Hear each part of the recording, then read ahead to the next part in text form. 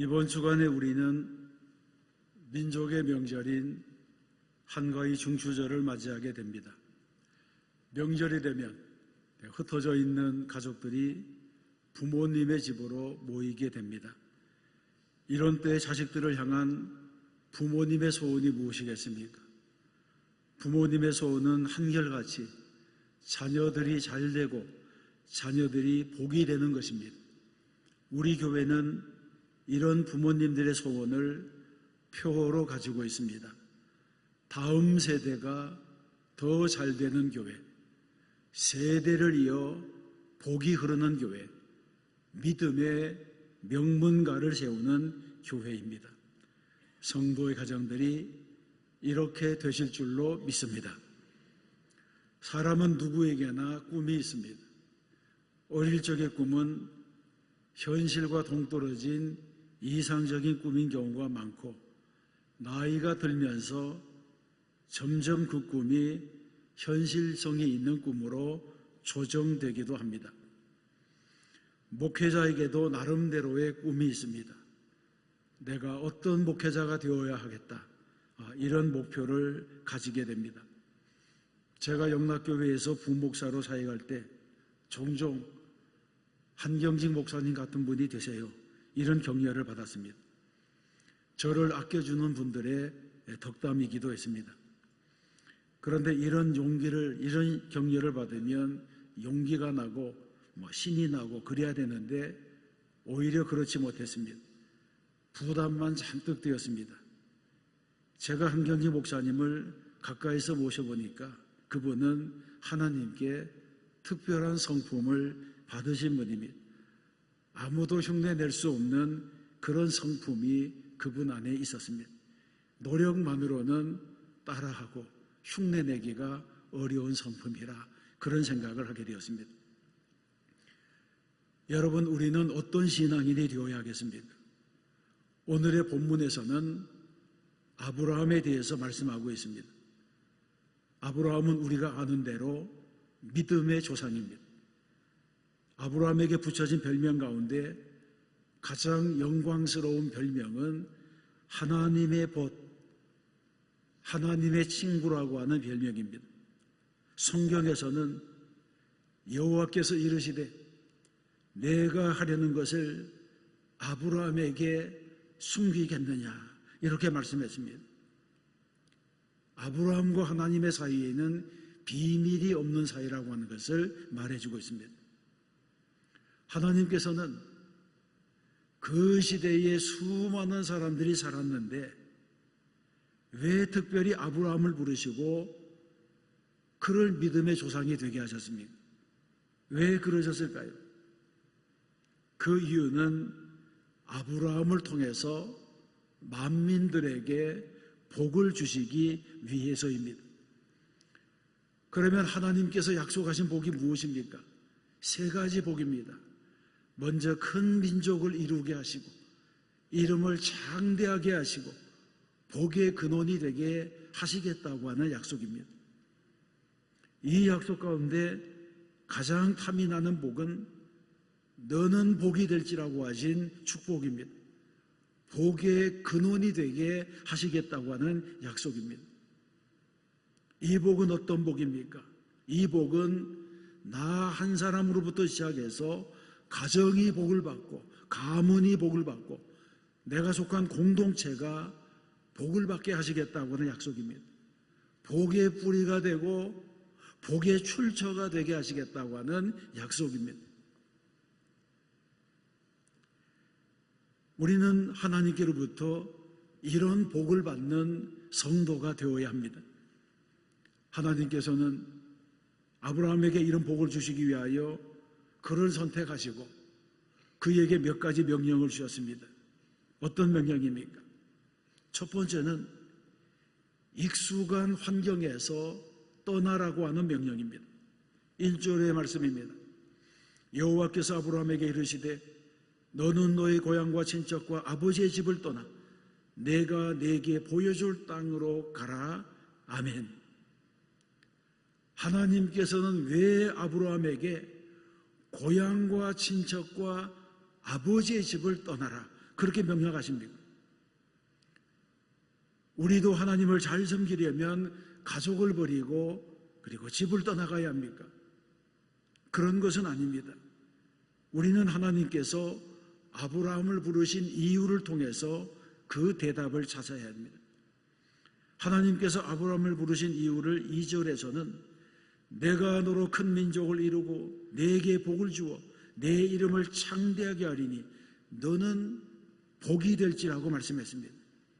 이 말씀은 하나님께서 아브라함을 부르신 이유는 아브라함 한 사람에게만 복을 주시기 위해서 부른 것이 아니고 아브라함을 통해서 모든 민족에 복을 주시기 위해서 불렀다는 것입니다. 한 사람의 믿음, 한 사람의 순종을 통해서 다른 사람에게까지 복을 주시겠다고 약속했습니다. 그러면 아브라함이 고향과 친척과 아버지의 집을 떠나는 것이 복을 받는 것과는 무슨 관계가 있습니까? 성경에 보게 되면 아브라함의 아버지 데라가 강 저편에서 우상을 섬겼다고 하는 기록이 있습니다. 여호수아 24장의 말씀입니다. 옛적에 너희의 조상들 곧 아브라함의 아버지 나홀의 아버지 데다가 강 저쪽에 거주하여 다른 신들을 섬겼다고 하는 말씀입니다. 이 말씀대로 하면 아브라함은 본래는 다른 신을 섬기는 자의 후손이었습니다. 그런데 어떤 이유 때문인지 아브라함이 하나님을 믿었습니다. 그는 자기의 아버지가 믿지 않았던 하나님, 조상들이 믿지 않았던 하나님을 믿게 되었습니다. 그리고는 믿음의 여행을 시작한 것입니다. 우리의 신앙도 마찬가지입니다. 믿음의 여행이라고 하는 것은 모두가 개인적인 사건입니다. 여러분 가운데 어떤 분은 부모님의 신앙을 유산으로 물려받은 분도 있겠고 또 어떤 분은 홀로 예수를 믿기 시작한 분도 있을 것입니다. 그러나 어떻게 믿었든 간에 믿음이라고 하는 것은 개인적인 사건입니다. 믿음은 하나님과 나와의 1대1의 만남입니다. 아브라함처럼 하나님을 개인적으로 만나고 하나님의 음성을 개인적으로 듣고 그 말씀에 반응하여 결단하고 믿음으로 순종하는 것이 곧 신앙입니다.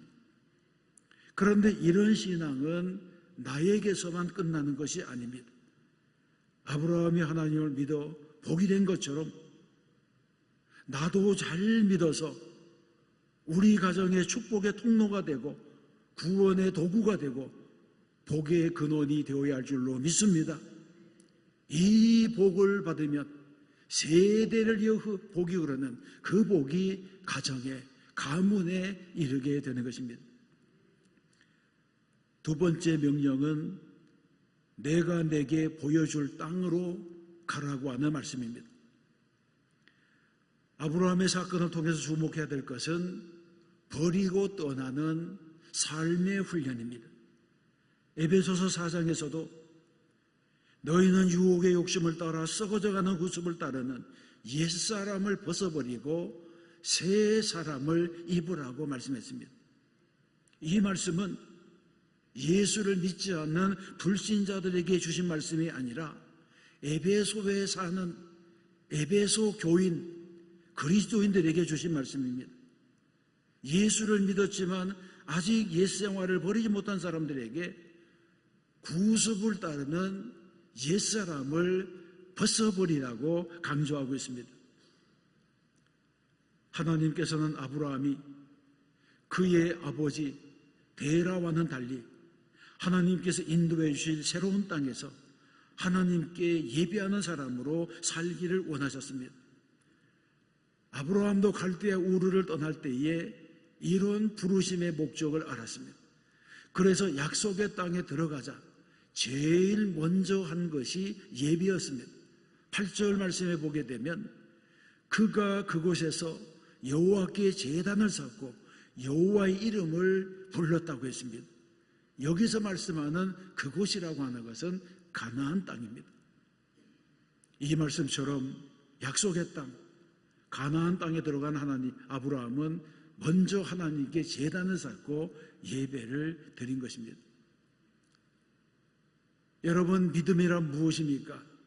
믿음은 하나님을 만난 사람이 하나님께 제단을 쌓고 예배를 드리는 것입니다. 참된 믿음을 가진 사람은 먼저 예배를 드립니다. 그리고 그 예배 속에 머물러 있습니다. 아브라함도 가나안 땅에 들어가서 제일 먼저 한 일이 자기 땅의 경계를 측량하거나 지계석을 세운 그런 일이 아니라 예배를 먼저 드린 이후에 남쪽으로 지경을 넓혀간 것입니다. 그러므로 믿음의 사람은 언제나 삶의 우선순위를 바르게 해야 됩니다. 예배의 우선순위를 바르게 해야 됩니다. 믿음의 사람에게는 예배가 중요합니다. 우리가 받은 모든 복은 하나님을 잘 섬기고 하나님께 헌신하고 참된 예배자가 되라고 주신 복입니다. 그래서 우리에게 건강도 주시고 재물도 주시고 기회도 주신 것입니다. 그런데 만일 우리가 이 축복의 열매를 먹느라고 예배를 잊어버린다면, 우리 삶의 목적 자체를 잊어버린다면 그것은 안 될 일입니다. 우리는 참된 예배를 드리는 사람이 되어야 할 줄로 믿습니다. 내가 교회에 오는 목적도 예배가 되어야 하고 모든 헌신과 봉사도 예배의 결과가 되어야 합니다. 먼저 예배를 통해서 은혜를 받고 받은 은혜로 기쁘게 헌신해야 됩니다. 성도는 예배 안에서 하나가 될 수가 있습니다. 우리가 한 마음으로 예배를 드리면 성령의 기름 부음이 있습니다. 우리는 전심으로 예배해야 됩니다. 새벽을 깨우며 예배하고 주일을 성수하며 예배하고 자녀들과 가족이 하나님께 예배해야 합니다. 이렇게 예배드리는 가정에 하나님께서 복의 복을 더해 주실 줄로 믿습니다. 세 번째는 복이 되라고 명령하셨습니다. 하나님께서 인간에게 주신 가장 큰 복은 복 자체가 되는 것입니다. 2절과 3절의 말씀입니다. 내가 너로 큰 민족을 이루고 내게 복을 주어 내 이름을 창대하게 하리니 너는 복이 될지라. 땅의 모든 족속이 너로 말미암아 복을 얻을 것이라. 아멘. 그러면 아브라함이 받은 이 복이 우리에게는 어떤 교훈을 주고 있습니까? 첫 번째 교훈은 하나님께서는 성도들이 복이 되기 원하신다는 것입니다. 하나님은 우리가 가난하게 살도록 저주하시는 분이 아닙니다. 사탄이 오는 것은 도둑질하고 죽이고 멸망시키려는 것뿐이라고 했는데, 예수님께서 오신 것은 양으로 생명을 얻게 하고 더 풍성히 얻게 하려는 것이라고 했습니다. 하나님께서는 우리들에게 복을 주시기 원하지만 사탄은 우리를 속입니다. 그러므로 내가 온 것은 양으로 생명을 얻게 하고 더 풍성히 얻게 하려는 것이라고 하신 예수님의 말씀을 믿어야 하는 것입니다. 성경에서는 하나님께서 믿는 자들에게 복을 주시기를 원하신다고 거듭 말씀합니다. 요한산서 2절에 보게 되면 사랑하는 자여, 내 영혼이 잘된 같이 내가 범사에 잘되고 강건하기를 내가 간구하노라고 했습니다. 영혼이 잘될 뿐 아니라 범사에 잘되고 강건한 것, 이것이 하나님께서 우리에게 원하시는 복입니다. 또 신명기 11장에서는 여호와께서 너희의 땅에 이른비 늦은비를 적당한 때에 내리시리니 너희가 곡식과 포도주와 기름을 얻을 것이라고 했습니다. 그렇습니다. 믿는 자가 이 땅에서 축복을 누리며 사는 것은 하나님의 뜻입니다. 그러면 무엇이 나의 축복을 가로막고 있습니까? 나의 축복을 가로막는 것은 원수 마귀 사탄입니다. 사탄은 은밀하게 다가와서 나를 속입니다. 나를 유혹합니다. 사탄은 나에게 하나님의 뜻을 따르지 못하게 하고 죄를 짓게 하고 축복의 통로를 가로막아 버리고 원하지 않는 실패를 경험하게 합니다. 이런 사탄의 결박을 끊어내버리고 막힌 축복의 통로를 뚫어야 하는 것이 성도의 삶입니다. 내 인생에 마귀로 틈을 타지 못하게 해야 될 줄로 믿습니다. 그러면 어떻게 해야 합니까? 우리는 예수님의 이름의 권세로 십자가 보혈의 능력으로 사탄이 내 인생에 두르고 있는 모든 장애물을 걷어내야 합니다. 그리고는 온전히 순종함으로 복을 주시는 하나님, 형통하게 하시는 하나님, 마침내 성공하게 하시는 하나님 앞으로 나가야 됩니다. 그리고 하나님께로 나아가서는 하나님, 나는 하나님의 자녀입니다. 자녀가 받을 복을 주세요. 하나님의 약속의 말씀을 붙들고 기도합니다. 하나님의 말씀대로 이루어 주세요. 이렇게 우리는 요청해야 됩니다. 예수님의 보혈의 능력으로 어두움의 영이 떠나가는 그날 하나님이 주시는 복이 우리에게 임하게 될 줄로 믿습니다. 두 번째 교훈은 아브라함은 온전히 순종하지 못했다는 것입니다. 하나님께서는 고향과 친척과 아버지의 집을 떠나라 이렇게 말씀했지만 족과 롯을 데리고 함께 출발했습니다. 그리고 성경에 보게 되면 아버지 데라까지도 그 일행 중에 있었다고 하는 것을 알게 됩니다. 또 내게 보여줄 땅으로 가라 이렇게 말씀하셨지만 중간 경유지인 하란에 오래 머물렀습니다. 이처럼 아브라함도 우리처럼 연약한 부분이 있어서 끊을 것을 끊지 못하고 떠날 것을 온전히 떠나지 못하고 중간에 중도의 시간을 지체했기 때문에 또 많은 대가들을 치루었습니다. 그런데 하란이라고 하는 히브리 지명은 열매가 없다고 하는 뜻이 있습니다. 이것은 우연한 일치고는 재미있는 비유가 됩니다. 아브라함이 열매가 없는 땅 하란에서 보낸 15년의 세월은 낭비된 시간이었습니다.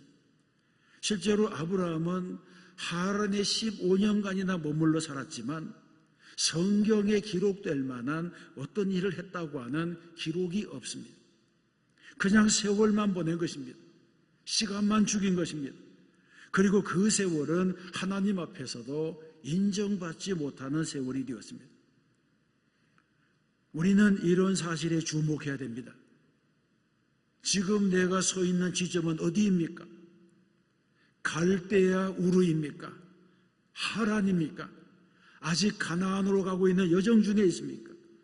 아니면 약속의 땅인 가나안에 머물고 있습니까? 나는 신앙의 순례길에서 어디쯤 왔는지, 어디쯤 서 있는지, 하나님의 부르심 앞에서 어디쯤 순종했는지, 어디에 서서 하나님을 바라보고 있는지를 아는 것이 중요합니다. 세 번째 교훈은 또 한 가지 주목할 단어로 데라입니다. 아브라함의 아버지 이름은 데라인데 이 데라라고 하는 이름 안에도 연기하다, 머뭇거리다라고 하는 뜻이 있습니다. 이것도 역시 우연의 일치라고 하기에는 너무나 신기한 일입니다. 아브라함이 하란에서 왜 15년간이나 머물렀습니까? 그것은 아버지 데라 때문입니다. 아브라함은 데라가 죽자 즉시 가나안으로 출발한 것을 보아서 데라가 아브라함의 발걸음을 묶었던 것이 분명합니다. 그렇습니다. 데라는 하나님의 일을 지연시키는 그 무엇입니다. 데라는 하나님의 일을 연기시키는 방해물입니다. 그러면 여러분에게는 데라가 무엇입니까? 나의 신앙의 성숙, 나의 발걸음을 가로막는 데라가 무엇입니까? 데라는 하나님의 일을 가로막는 장애물입니다. 그것은 돈일 수도 있고 성공일 수도 있고 일일 수도 있고 내 안에 숨겨진 우상일 수도 있습니다.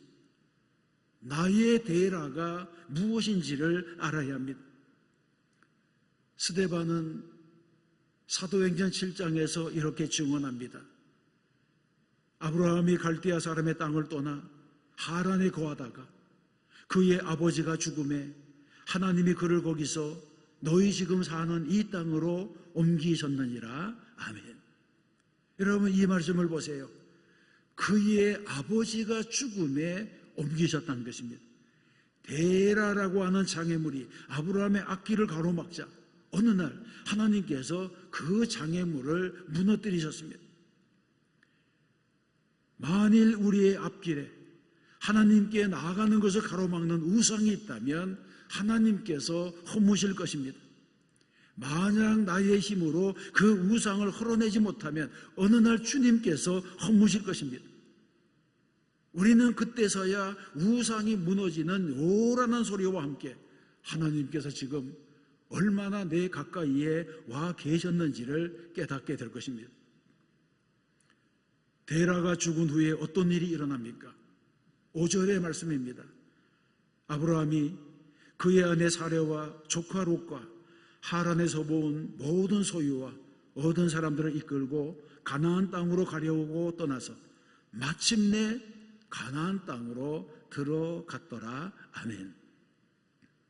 이 말씀에서 우리는 마침내라고 하는 말씀에 주목해야 됩니다.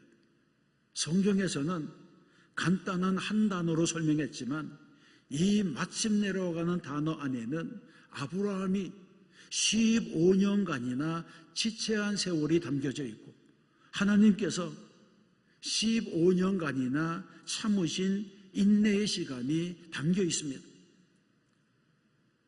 그러므로 우리는 이 구절을 마침내 하나님께서 아브라함을 순종시키셨다고 읽어야 됩니다. 15년을 기다리시다가 15년을 참으시다가 마침내 아브라함을 순종시키신 하나님의 은혜, 하나님의 승리가 이 구절 안에 있는 것입니다. 마침내 가나안 땅에 들어갔더라. 이 말씀이 저와 여러분에게 은혜의 말씀이 되어야 할 줄로 믿습니다. 사랑하는 성도 여러분, 아브라함이 복이 된 것은 언제입니까? 사도행전 7장에 스데반의 설교에서 아브라함이 갈대아 사람의 땅을 떠나 하란에 거하다가 그의 아버지가 죽음에 하나님이 그를 거기서 너희 지금 사는 이 땅으로 옮기셨느니라고 했습니다.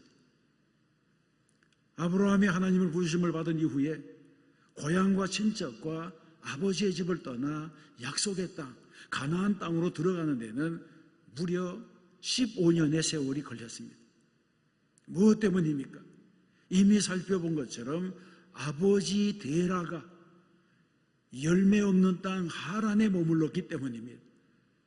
데라의 이름의 뜻은 지체하다고는 의미가 있던 것처럼 데라는 아브라함이 약속의 땅에 들어가는 것을 15년간이나 지체하게 만들었습니다. 데라는 상징적으로 볼 때에 하나님의 뜻을 가로막는 일종의 방해물이었습니다. 그러면 여러분에게 데라는 무엇입니까? 어떤 강력한 영향력 때문에 하나님의 뜻을 알면서도 머뭇거리지는 않습니까? 나의 순종을 지체하게 하는 장애물은 없습니까? 이런 장애물이 깨트려지지 않으면 약속의 땅으로 들어가지 못합니다. 그래서 아브라함도 그의 아버지가 죽음에 마침내 가나안 땅에 들어갔다고 했습니다. 이런 마침내라고 하는 단어 속에는 아브라함이 순종하지 못한 15년, 지체한 15년 시간이 그 안에 있습니다. 15년을 기다리신 하나님의 인내가 그 안에 담겨져 있습니다. 하나님께서는 순종하는 아브라함에게 3가지 축복을 약속해 주셨습니다. 2절에 있는 말씀입니다. 내가 너로 큰 민족을 이루고 내게 복을 주어 내 이름을 장대하게 하리니 너는 복이 될지라. 아멘. 이처럼 하나님께서 주시는 복은 풍성합니다. 이 약속의 말씀이 3절에서 더 구체화되고 있습니다. 너를 축복하는 자에게는 내가 복을 내리고 너를 저주하는 자에게는 내가 저주하리니 땅의 모든 족속이 너로 말미암아 복을 얻을 것이라. 아멘. 이것은 굉장한 축복입니다. 모든 믿는 자들에게는 이런 특권이 주어졌습니다. 하나님께서 주신 축복권이 우리에게 있는 것입니다. 하나님께서는 오늘도 말씀을 순종하는 자들에게 복을 주시는 줄로 믿습니다. 아브라함이 받은 복은 아브라함이 하나님께 요구해서 얻은 것이 아닙니다. 하나님께서 무조건 주시기로 작정하셨습니다. 이 복은 은혜로 부어주신 복입니다. 그리고 이 복은 현세만이 아니라 영원까지 포함된 복입니다. 영원히 변치 않을 약속의 말씀입니다. 우리 역시 하나님의 손에 붙들리기만 하면 이런 복을 경험하게 될 줄로 믿습니다. 아브라함의 순종으로 아브라함이 받은 복을 받고 아브라함의 믿음으로 믿음의 명문가를 세우는 복을 받는 성도와 가정이 되시기를 주님의 이름으로 축원합니다.